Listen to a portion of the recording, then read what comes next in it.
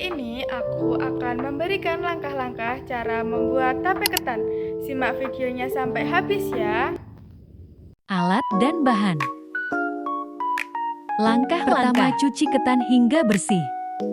Kedua, rendam dengan air hingga menutupi permukaan ketan. Ketiga, beri pewarna makanan, aduk hingga tercampur.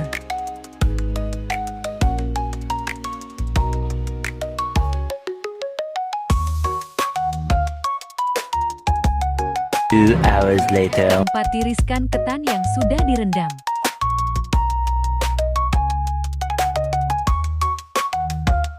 Kelima, kukus ketan selama 20 menit.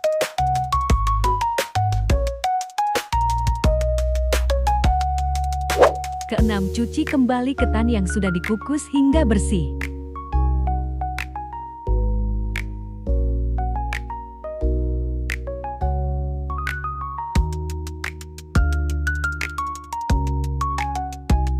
Ketujuh, kukus kembali selama 20 menit atau sampai matang.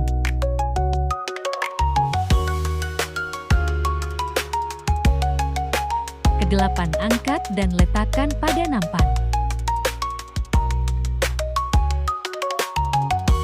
Kesembilan, ratakan ketan dan diamkan hingga benar-benar dingin.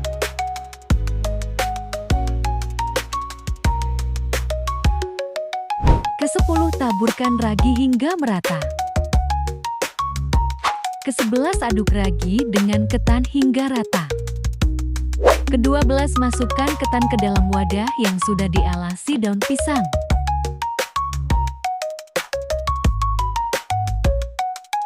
Ke-13, tutup dengan daun pisang.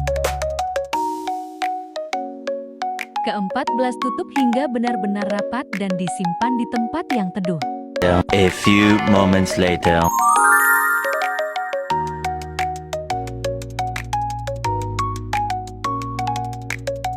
Lembut dan berair.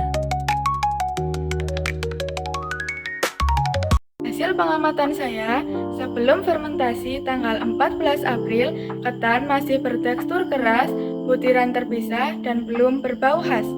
Setelah 2 hari fermentasi, ketan bertekstur lembek, sedikit berair, dan beraroma khas tape, sedikit alkohol.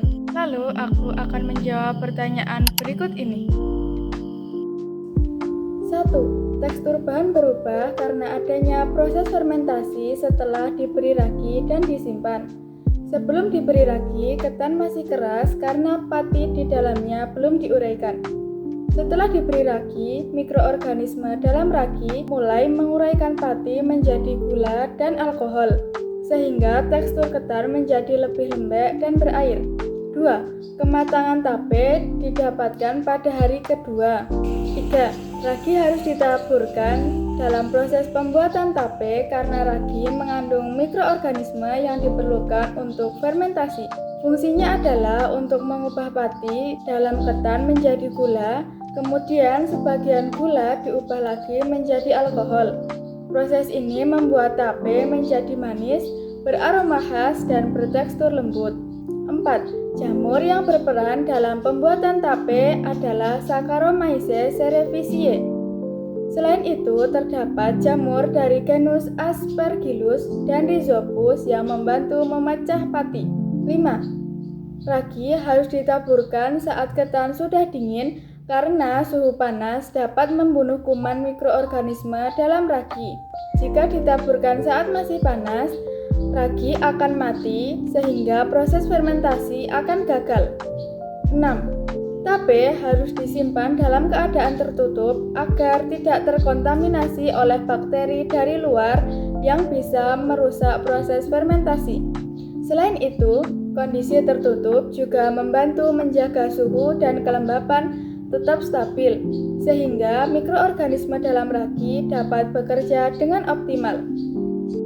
Jadi, kesimpulannya adalah pembuatan tape ketan dimulai dari memasak ketan, didinginkan, diberi ragi, dan disimpan dengan keadaan tertutup selama 2 hari. Proses ini merupakan fermentasi yang melibatkan mikroorganisme dari ragi, terutama jamur Saccharomyces cerevisiae. Selama fermentasi, ketan berubah dari keras menjadi lembek, manis, dan beraroma khas karena pati diubah menjadi gula dan alkohol. Agar berhasil, proses ini harus dilakukan dalam kondisi bersih, ketan sudah dingin saat diberi ragi, dan disimpan dalam keadaan tertutup rapat. Sekian video langkah-langkah membuat tape ketan.